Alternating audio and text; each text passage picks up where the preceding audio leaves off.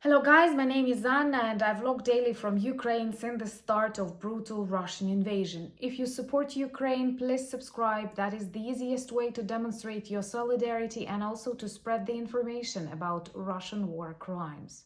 For example, today in my region that is considered semi-safe, we had 2 air raid alerts that interrupt everything. But in other parts of Ukraine, sometimes air raid alerts do not stop at all. Russians targeted a hospital in Kherson today, killing a doctor and injuring a nurse. It was actually his first day at work.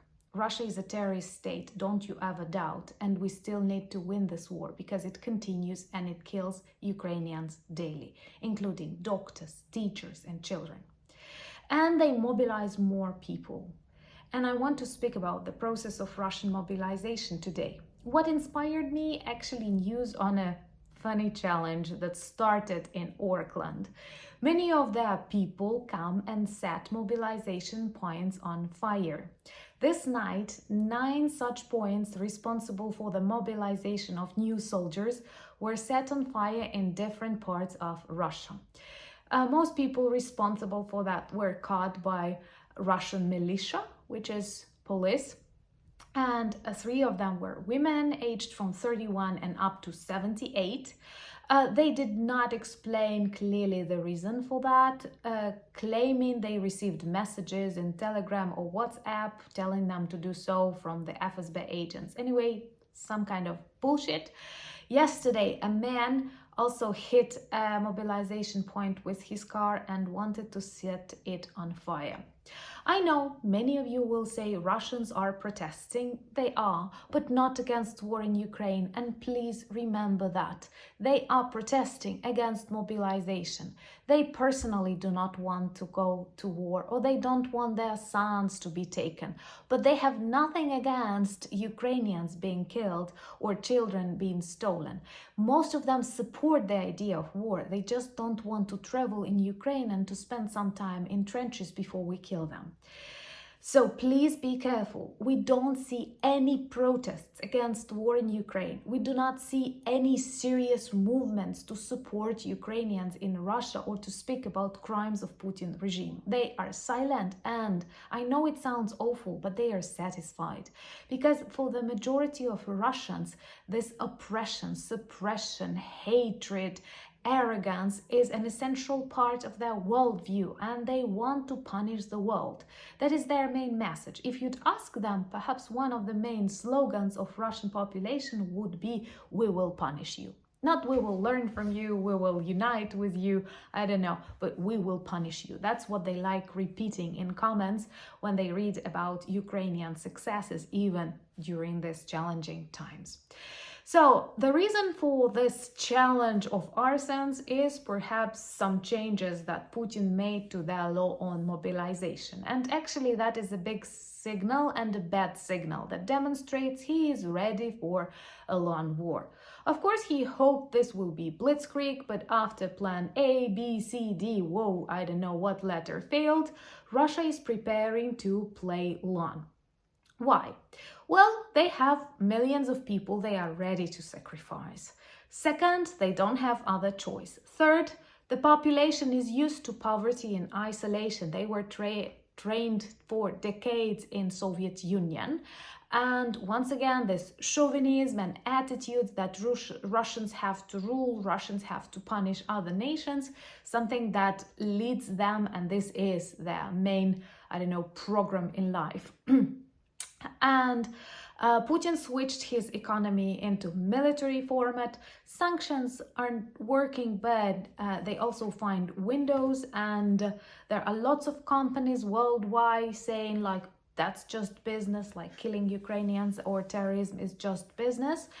And that's why he changed the law on mobilization, making the period longer so people can be mobilized up to 30 years. Also, they receive mobilization notices electronically, and after a man receives it, the borders of Russia are automatically closed for him. So they will not be able to escape to Georgia or Turkey. And my congratulations to these countries, because Russians who came there. Once again, these are not oppositioners. These are not Russians who want democracy. These are simply Russians who don't want to be mobilized. But in general, they are simply waiting for this war to kill all Ukrainians so that they can return back and live in their mother Russia.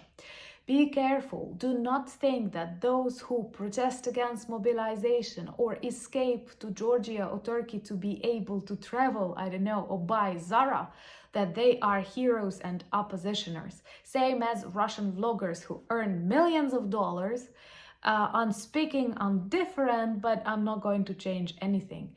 I don't see any serious movements inside or outside Russia organized by Russians against war crimes, against war in Ukraine, speaking for democracy. All of that is just fake and playing on this image of good Russians. If you agree with me, please subscribe and make a Ukrainian vlogger more visible, because that's important.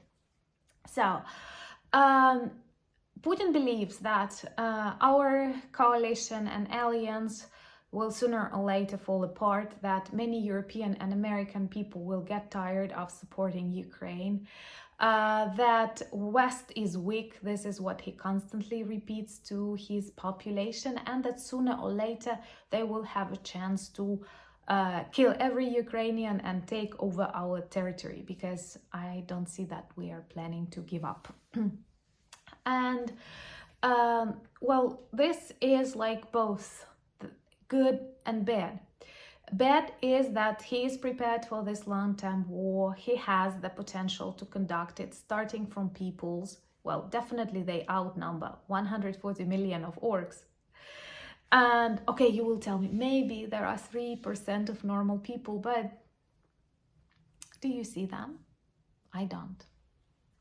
And well, this is a message that we have to end this war quickly, because if we continue and it continues for years, this will result in like thousands of Ukrainian deaths.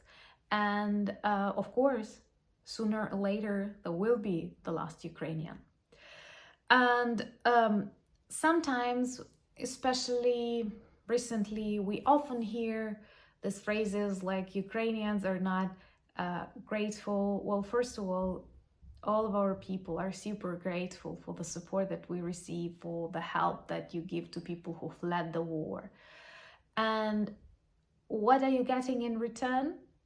We are fighting the largest country in the world on our territory. We are fighting a terrorist regime that bombs us daily. Yesterday, 12 Ukrainian civilians died because Russia is a terrorist state and we are stopping them on our territory with our blood. Because if we don't stop them, they will continue, believe me, just as Hitler did. He did not stop in Austria or Czechia, and it was so wrong to sacrifice these countries at the beginning, or as Hitler and Stalin divided Poland. Don't think that by listening to the threats of a terrorist you can satisfy him. You can only grow his appetite larger. So Ukraine pays the highest price. It is much higher than taxes. It is much higher than electricity bills. It's lives, plans, future. 1/3 of your country totally destroyed. An inability to plan. That's, by the way, a very difficult thing that every Ukrainian experiences. And mobilization, we also have it. And people who are doctors and teachers and businessmen have to sleep in the trenches. That's a very, very high price. And we are grateful that you help us to fight. But we fight. Thank you so much for your support and understanding. Thank you for buying me coffees and becoming my patrons. Don't forget to subscribe on YouTube, on Instagram, on Threads, and join my Discord community. We have a merch shop, and the link below this video you can find Introduce Yourself to our beautiful Ukrainian heritage collection, and all of them are working as good conversation starters because Ukraine needs your attention. It must be present in conversation and news. Don't you forget about us. Thank you so much. Slava Ukraini!